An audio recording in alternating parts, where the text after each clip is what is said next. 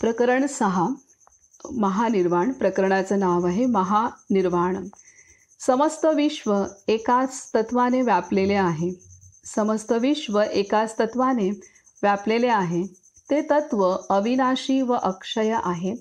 ते मूलभूत तत्व म्हणजे आपला अंतरात्मा. ते तत्व दूर नाही व समीपही नाही, कारण ते सगळीकडे आहे. नित्यानंदांच्या दृष्टीने जगाबद्दलचे ज्ञान, प्रत्यक्ष जग किंवा शरीर यांपैकी कशालाही महत्त्व नाही. नित्यानंद ते तत्व आहेत जे सर्व गोष्टींमध्ये आत्म्याला पाहतात. आता हे महानिर्वाण प्रकरण आहे. प्रत्येक प्रकरणाच्या सुरुवातीला बाबा मुक्तानंदांनी प्रकरणाचा सार सांगितलेला आहे. आणि असाच आपण पुन्हा एकदा वाचूया की महानिर्वाण. समस्त विश्व एकाच तत्वाने व्यापलेले आहे. ते तत्व अविनाशी व अक्षय आहे. ते मूलभूत तत्व म्हणजेच आपला अंतरात्मा.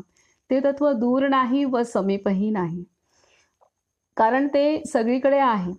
नित्यानंदांच्या दृष्टीने जगाबद्दलचे ज्ञान, प्रत्यक्ष जग किंवा शरीर यांपैकी कशालाही महत्त्व नाही.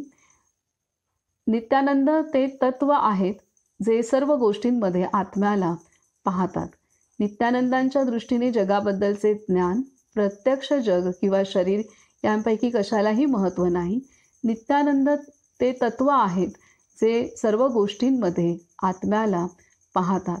तर इथं त्यांनी सांगितलेलं आहे की ह्या संपूर्ण विश्वाचं आणि आपल्या अंतरी असलेलं एकच तत्व आहे.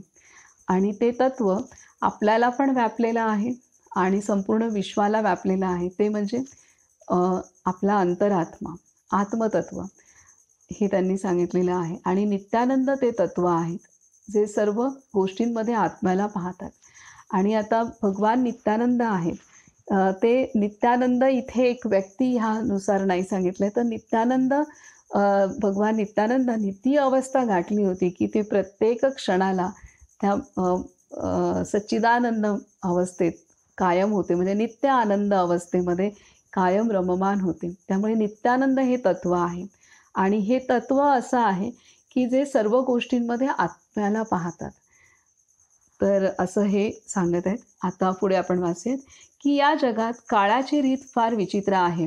त्याची गती अनाकलनीय आहे. काळापाशी करुणा, प्रेम आणि क्षमाशीलता नाही. तो फक्त आपले कर्तव्य जाणतो. असे म्हणतात की काळ स्वतःला देखील खाऊन टाकतो. जर तो स्वतःलाही त्यातून वगळत नाही तर इतरांबाबत काय बोलावे. काळ सर्वांना एकसारख्या दृष्टीने पाहतो. तो याचा विचार करीत नाही की एखादी व्यक्ती राजा आहे, युवक आहे की बालक. ज्यांचे दर्शन हे नेत्रांसाठी हर्षदायी असे, ज्यांचे मुखमंडल पाहिल्यावर असंख्य भक्तांना आनंद लाभत असे, अशा महात्म्यावर भगवान नित्यानंदांवर काळाने झडप घातली. त्यांच्या दर्शनाने दृष्ट मनुष्याला चांगुलपणाचा, बद्ध जीवाला मुक्तीचा, दरिद्री माणसाला धनवान असल्याचा आणि गुणहीन माणसाला सद्गुणी असल्याचा अनुभव येईल. गुरुदेव हे आपल्या भक्तांसाठी कठीण भवसागर तारून नेणारी आधार नौका होते आणि तरीही त्यांना हळूहळू आमच्या दृष्टीसमोरून दूर केले गेले. काळाचे हे किती क्रूर कृत्य, पण काळाला कोण थांबवू शकणार. सामान्य माणसांना वाटते की मृत्यू म्हणजे जीवनाचा अंत. म्हणून जगाच्या दृष्टीने भगवान नित्यानंद आता राहिले नाहीत, परंतु वास्तवात श्री गुरुदेव कधीच सोडून गेलेले नाहीत. ते साक्षात, ते शाश्वत, अमर व अनंत आहेत. तिथे जसे ते पूर्वी बसलेले असत तसेच ते अजूनही बसलेले आहेत. नित्यानंदांचा, त्या नित्य आनंदाचा कधी मृत्यू होईल का? ज्याप्रमाणे सूर्य दृष्टीआड असताना देखील प्रकाश देणे थांबवत नाही, त्याचप्रमाणे नित्यानंदांचाही मृत्यू झालेला नाही. केवळ अज्ञानी मनुष्य विचार करतो की सूर्य नाहीसा झाला आहे किंवा नित्यानंद आता राहिले नाहीत. नित्यानंद प्रत्येक जीवात वास करीत आहेत. ते सर्व गोष्टींमध्ये व्याप्त आहेत. उपनिषदांत म्हटले आहे की आनंदातूनच विश्वाची उत्पत्ती झाली आहे. नित्यानंद हे सदैव अमर आहेत. तुम्हाला जर खरोखरच त्यांचे दर्शन घ्यायचे असेल तर त्यांना आपल्या अंतरात शोधा. आपले जीवन त्यागपूर्ण आणि वैराग्यपूर्ण बनवा, प्रेममय बनवा. आपले मन शुद्ध करा आणि दुसऱ्यांमध्ये दोष पाहू नका. मग तुम्ही स्वतःच नित्यानंद होऊन जाल. पण हे शब्द ज्ञानी लोकांसाठी, ज्ञानप्रेमीसाठी आहेत. भगवान नित्यानंदांचा प्रिय भक्तांसाठी संवत 2017च्या आषाढ्यातील द्वादशीचा दिवस हा अतीव दुःखपूर्ण, यातनापूर्ण व असह्य ठरला. आता ह्या प्रकरणामध्ये आपणाला भगवान नित्यानंदांचं निर्वाण कसं झालं ते आपणाला सांगत आहेत. बाबा मुक्तानंदांच्या शब्दातून आपल्याला ते वाचायला मिळेल. तर इथे ते स्पष्ट करत आहेत की नित्यानंद हे तत्त्व आहे. त्या नित्यानंद तत्त्वामध्ये भगवान स्थित झाले होते. त्यामुळे हे तत्त्व जरी त्यांचा देह जरी नसेल तरीसुद्धा हे तत्त्व कायम अमर अविनाशी आहे. आणि त्यामुळे प्रत्येक ह्या विश्वातल्या प्रत्येक कणाकणामध्ये हे तत्त्व आहे. कारण विश्वाची निर्मितीच ह्या तत्त्वातनं झालेली आहे आणि ते तत्त्व ते बनले होते.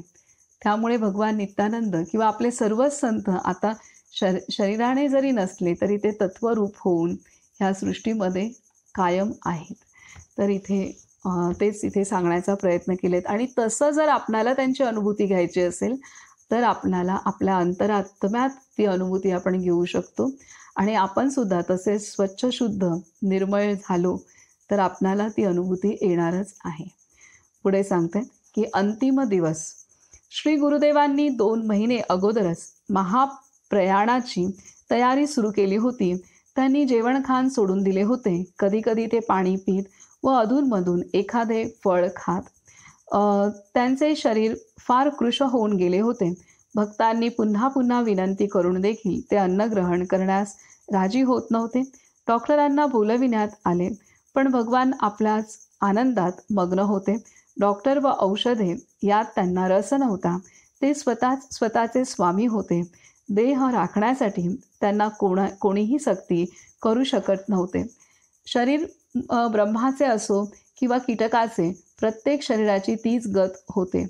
जन्म, वृद्धी, परिवर्तन, व्याधी, क्षय व मृत्यू सर्व शरीरांना या 6 अवस्थांमधून जावे लागते. हा निसर्ग नियम आहे आणि तो मोडता येत नाही. निसर्गात जे अनित्य आहे ते नित्य कधीच होऊ शकत नाही. असे नसते तर प्रभू राम आणि भगवान कृष्ण यांच्या देहरूपात आपल्यासोबत अजूनही असते. उत्पत्तीच्या आरंभापासून हे ब्रह्मांड अपरिवर्तनीय नियमांनी बांधलेले आहे. ज्याचा जन्म होतो त्याचा एक दिवस मृत्यू होणारच, हे असेच आहे. गुरुदेवांच्या भौतिक देहाचा इतक्या लवकर अंत होईल असे कोणालाच वाटले नव्हते. गुरुपौर्णिमेच्या दिवशी त्यांनी पडल्याच दर्शन दिले. रविवारी 6 ऑगस्टला त्यांनी तिथे हजर असलेल्या सर्वांना प्रसाद म्हणून कॉफी द्यायला सांगितले. डॉक्टर निकोल्सनच्या छोट्या मुलाकडे पाहून ते हसले आणि त्याला एक फळ दिले. नेहमीप्रमाणेच सारे भक्तगण अगदी शांतपणे बसले होते. नेमाने येणारे दर्शनार्थी थोडे दूर उभे होते. 2 दिवसांनंतर मंगळवार 8 ऑगस्ट रोजी सकाळी 10:40 त्यांनी महासमाधी घेतली.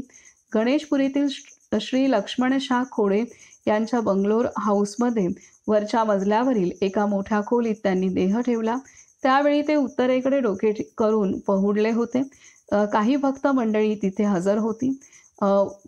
Boman Behram, advocate D.M. परुळेकर, श्री चिमनलाल पारेख, करी अण्णा शेट्टी, बाबू शेट्टी, श्रीमती गंगाबाई शाह, कट्टी रामस्वामी, महाबळस्वामी, डॉक्टर निकोल्सन आणि इतर. शेवटपर्यंत गुरुदेव नेहमीसारखेच दिसत होते. त्यांच्या चेहऱ्यावर तेच तेज, तीच प्रगाढ शांती व प्रसन्नता होती. कशातच कोणालाही बदल झाला नव्हता. महाप्रयाणाच्या काही क्षण अगोदर श्री गुरुदेवांचे हातपाय सरळ झाले. संधिवातामुळे कित्येक वर्षे गुरुदेवांच्या शरीराचे सांधे आखडलेले होते. प्रारब्ध भोगाचा अंत झाला. शास्त्रीय ग्रंथात म्हटलेले आहे की महात्मे इहलोकी त्यांचे प्रारब्ध भोगतात आणि मग शरीरत्याग करून निर्वाण प्राप्त करतात. आता इथे आपण हे आधी पण वाचलेले आहे. थोडंसं बाबा मुक्तानंदांच्या शब्दातून ही पुनरावृत्ती आपल्याला होईल. त्यात काही मुद्दे नवीनही आपल्याला समजतील. तर इथे खूप चांगला मुद्दा दिलेला आहे, की 2 महिन्यापूर्वीच त्यांनी तयारी सुरू झाली होती त्यांच्या निर्वाणाची, की जी इतरांना नंतर कळली. पण त्यांना 2 महिन्यापूर्वीच ते स्वतः त्या समाधी घेण्याच्या तयारीमध्ये होते. आणि इथे एक महत्त्वाचं सांगतायत, की महाप्रयाणाच्या अगोदर काही क्षण अगोदर श्री गुरुदेवांचे हातपाय सरळ झाले.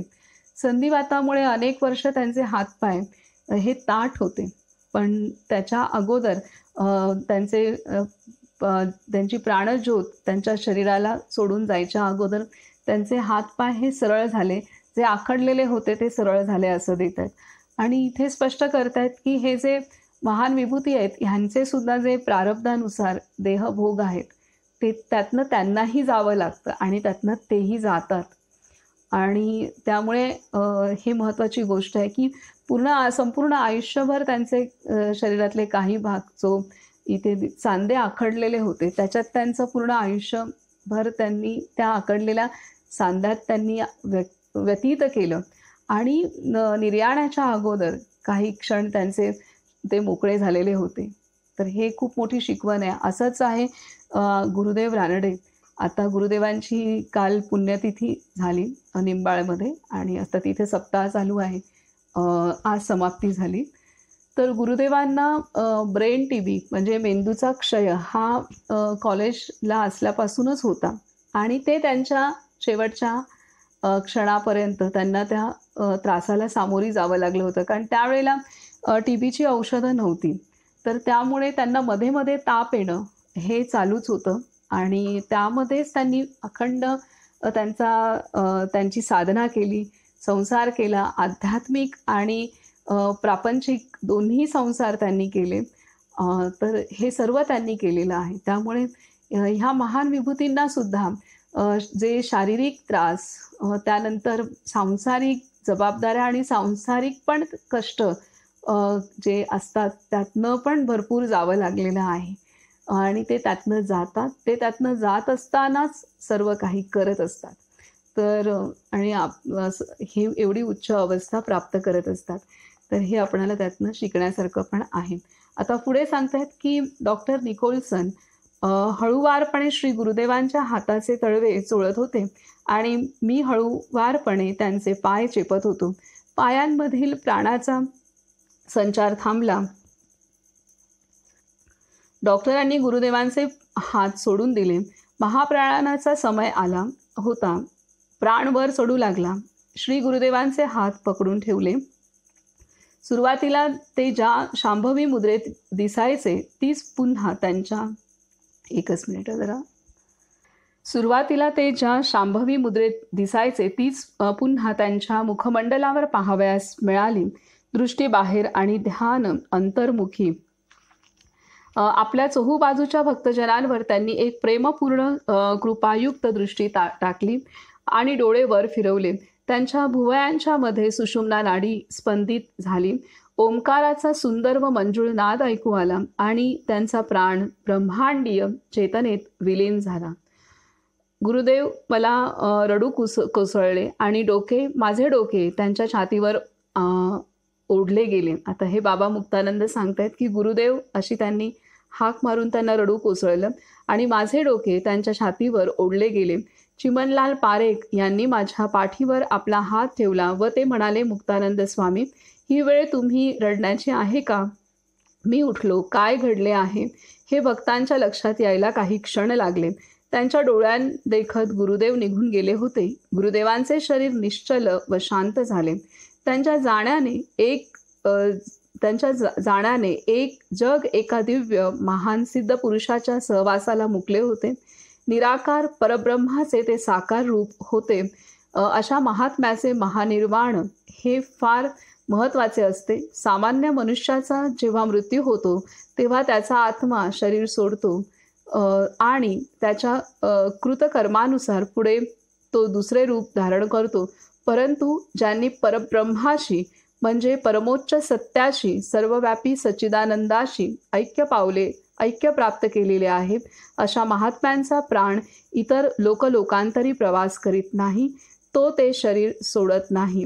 उपनिषदांमध्ये म्हटले आहे, न तस्य प्राणाः उत्क्रामन्ति, अर्थात महासमाधीच्या वेळी त्यांचा प्राण शरीर सोडून जात नाही, तो सहस्रारामध्ये विलीन होतो. अशा विभूतीच्या बाबतीत पुनर्जन्माचा प्रश्नच उद्भवत नाही. भगवानांच्या नुसत्या उपस्थितीनेच भक्तांचे उत्थान होत असते आणि त्यांच्या कामना नष्ट होत असत. तेव्हा भगवान जन्ममृत्यूच्या फेऱ्यात अडकण्याचा किंवा त्यांना दुसरे शरीर धारण करण्याचा प्रश्नच संभवत नाही. म्हणून महात्म्यांची महासमाधी म्हणजे एक अद्वितीय पर्व असते. त्यावेळी मंत्रोच्चार केले जातात, यज्ञ संपन्न केले जातात, धर्मग्रंथांचे पठन, अन्नदान व नामसंकीर्तन केले जाते. हे सर्व भक्तांचे प्रेम व आदर व्यक्त करण्यासाठी आणि त्यांच्या स्मरणार्थ केले जाते. श्री गुरुदेवांनी देहत्याग केल्यावर प्रश्न उभा राहिला की त्यांची समाधी कुठे बांधायची व त्याकरिता लागणारी सर्व व्यवस्था कशा प्रकारे करायची. एक समिती नेमण्यात आली व मला अध्यक्ष म्हणून नियुक्त केले गेले. समितीमधील इतर सदस्य होते श्री वाडीलाल चतुर्भुज, काकूभाई गोकाणी, लक्ष्मणशाह खोडे, चिमनलाल शाह, डॉक्टर निकोलसन, बाबूभाई गोकाणी, भास्कर गांधी, बांगो पाटील, कट्टीराम स्वामी, शांताराम शेट्टी व पी.के. नायर. तर अशा रीतीने इथे महानिर्वाणाचं महत्त्व पण सांगतायत की हे सर्व संत हे पुन्हा त्यांनी पूर्ण पुरुष झालेले असतात, भगवत स्वरूप झालेले असतात आणि ह्या मानवी देहाचं जे ध्येय आहे की ज्यासाठी भगवंताने हे शरीर किंवा मानव निर्माण केला, तर ते ध्येय त्यांनी पूर्ण केलेलं असतं आणि ते भगवत स्वरूप झालेले असतात. त्यामुळे त्यांना पुन्हा जन्म घेण्यासाठी वेगवेगळ्या लोकांतरी जायला लागत नाही.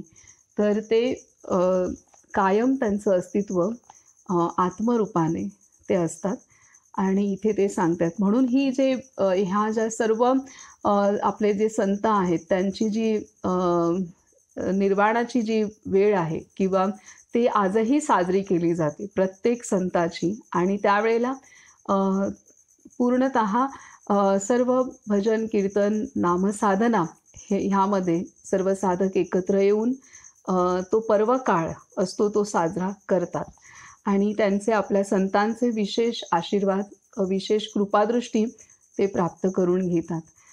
पुढे सांगतात की हजारो लोकांसाठी दर्शन.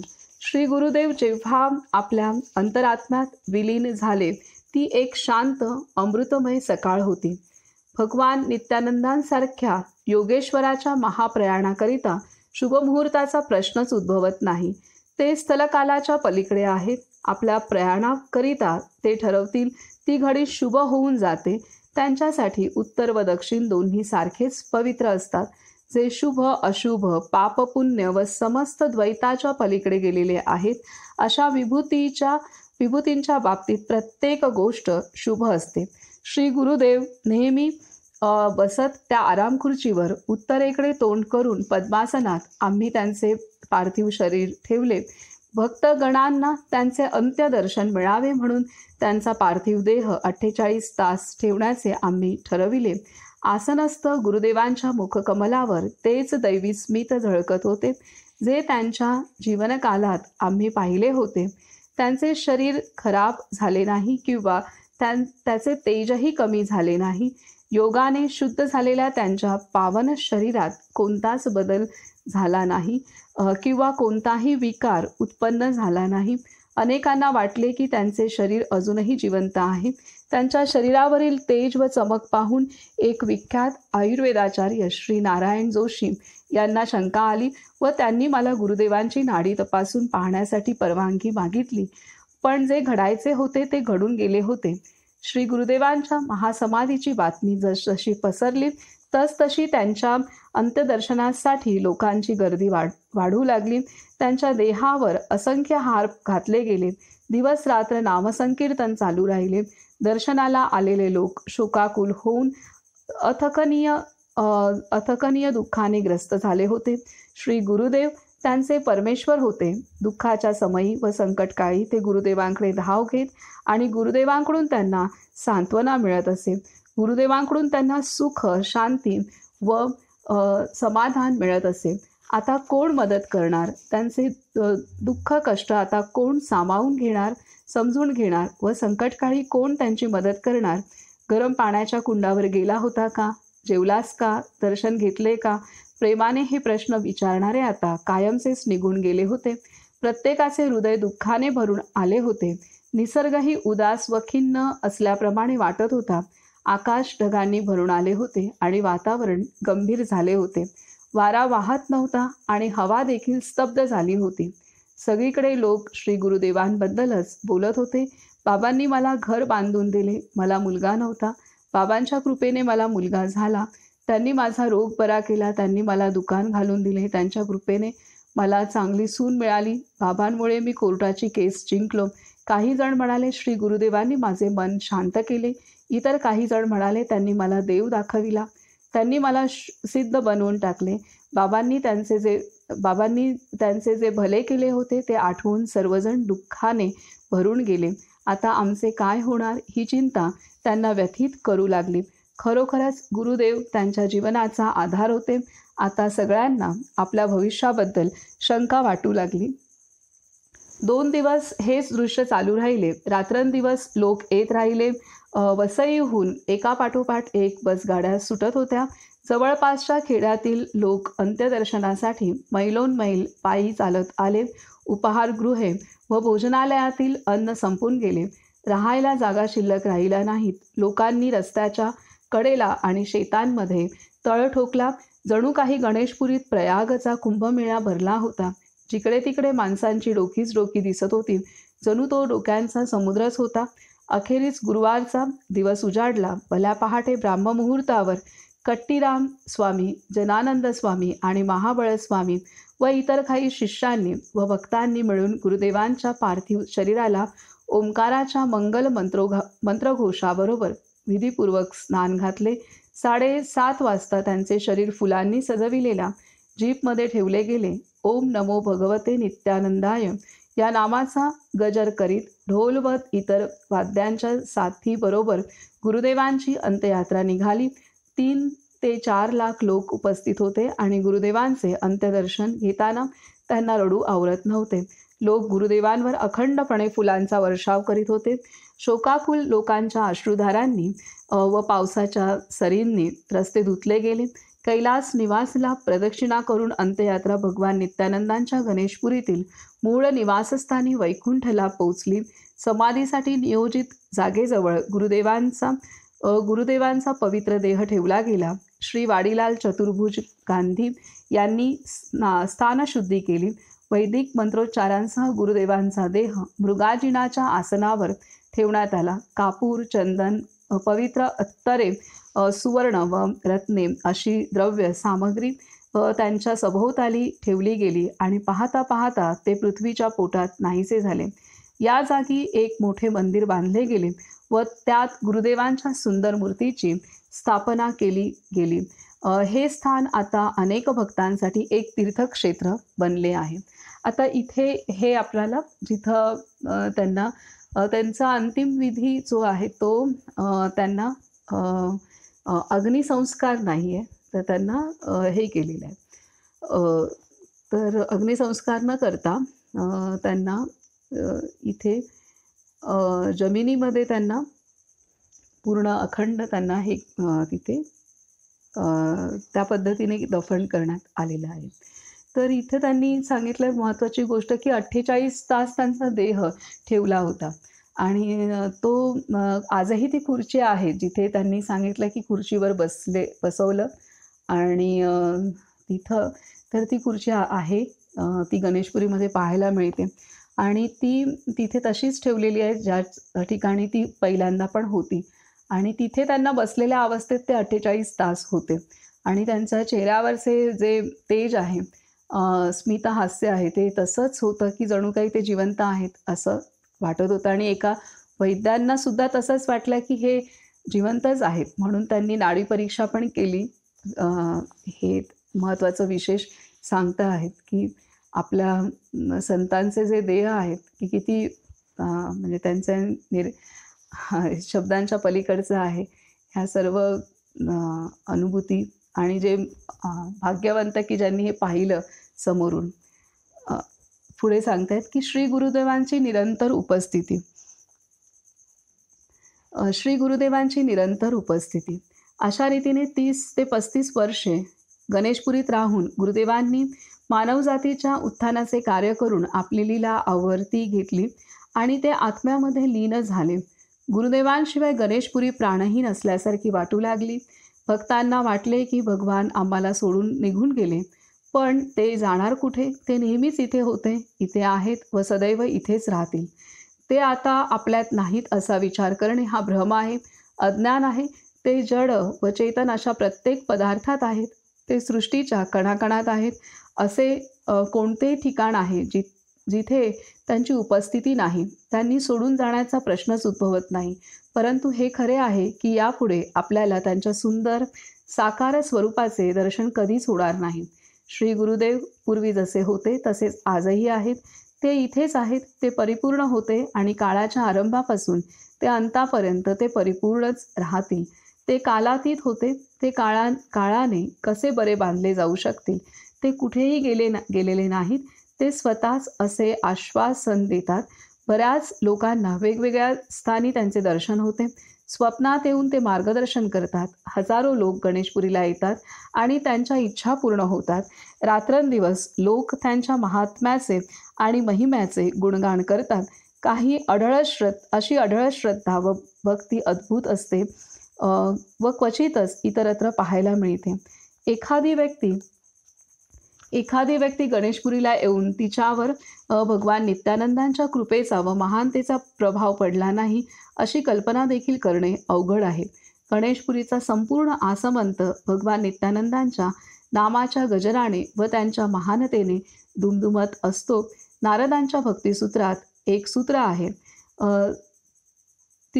तीर्थान कुर्वन्ति तीर्थानी. संतजनांमुळे तीर्थक्षेत्रांचे पावित्र्य वृद्धिंगत होते. हे सूत्र गुरुदेवांनी गणेशपुरीच्या बाबतीत सार्थक केले. त्यांची पूर्वीची कुटी वैकुंठ आता त्यांचे साधे पण भव्य समाधी मंदिर बनले आहे. इथे भक्तगण दिवसातून 3 वेळा पूजा व आरती करतात. काही भक्त इथे श्री रुद्रमचा पाठ व इतर स्तोत्रांचे पठण करतात. इतर लोक इथे विविध प्रकारच्या पूजा अर्चा करतात. काही जण आपल्या श्रद्धेनुसार भजन कीर्तन करतात आणि स्वतःला भाग्यवंत समजून घरी जातात. काही जणांना ध्यानात प्रकाशरूपाने त्यांचे दर्शन घडते व त्याने ते पुलकित व हर्षित होऊन जातात. काही जण म्हणतात की बाबांनी त्यांना गीतापाठ करण्याची आज्ञा दिली आहे. अशा प्रकारे भक्तांना गुरुदेवांच्या महानतेचे ज्ञान होत राहते. श्री गुरुदेव या क्षणी देखील उपस्थित आहेत, यात लेशमात्रही शंका नाही. मी निश्चितपणे सांगतो की गुरुदेव अगदी आजही त्यांच्या पूर्वीच्याच रूपात इथे आहेत आणि ते बोलतातही त्याच पद्धतीने. श्री गुरुदेवांचे कार्य त्यांच्या शरीराबरोबर समाप्त झालेले नाही. ते तर आता अधिक जोरात चालू आहे व उत्तरोत्तर वृद्धिंगत होत आहे. त्यांचा प्रभाव निरंतर आहे आणि तो कधीही संपणार नाही. तो स्थलकालाने मर्यादित नाही. लोक त्यांच्या समाधी मंदिरात रोज दर्शनाला येतात आणि त्यांच्या मनोवांछित इच्छा पूर्ण होतात. आता पूर्वीपेक्षाही अधिक लोक गणेशपुरीला येतात. ज्याप्रमाणे गुरुदेवांनी गणेशपुरीचा विकास एका तीर्थक्षेत्राच्या रूपात केला, त्या कार्याचा आजही विकास होत आहे. श्री गुरुदेवांच्या कृपेने सर्व काही सुरळीतपणे चालू आहे. गणेशपुरीत वीज आल्याकारणाने इथे आणखी दर्शनार्थी आकृष्ट होतात. राज्य सरकारने इथे एक हॉलिडे कॅम्प बांधला आहे. त्याचबरोबर एक हायस्कूल, एक हॉस्पिटलचे बांधकामही चालू आहे. निसर्ग सौंदर्याने नटलेली गणेशपुरी म्हणजे पृथ्वीवरचा स्वर्गच. इथे सृष्टी सौंदर्य व आध्यात्मिकता यांची एकत्रित धारा अविरत वाहत राहील. साधकांकरिता असे स्थान फार दुर्लभ आहे. इथे त्यांना आपले लक्ष प्राप्त होते. म्हणूनच मी म्हणू शकतो की गुरुदेव इथे आहेत. त्यांची उपस्थिती अमर, चैतन्यपूर्व आणि सर्वव्यापी आहे. त्यांचे दर्शन होण्याकरिता हवी ती केवळ अंतर्दृष्टी. तर अशा रीतीने बाबा मुक्तानंदांनी भगवान नित्यानंदांचं निर्वाण कसं झालं हे आपल्याला सविस्तर सांगितलेलं आहे. इथे आपण थांबूयात आणि उद्या पुढचं वाचन करू. तर सर्वात महत्त्वाचं म्हणजे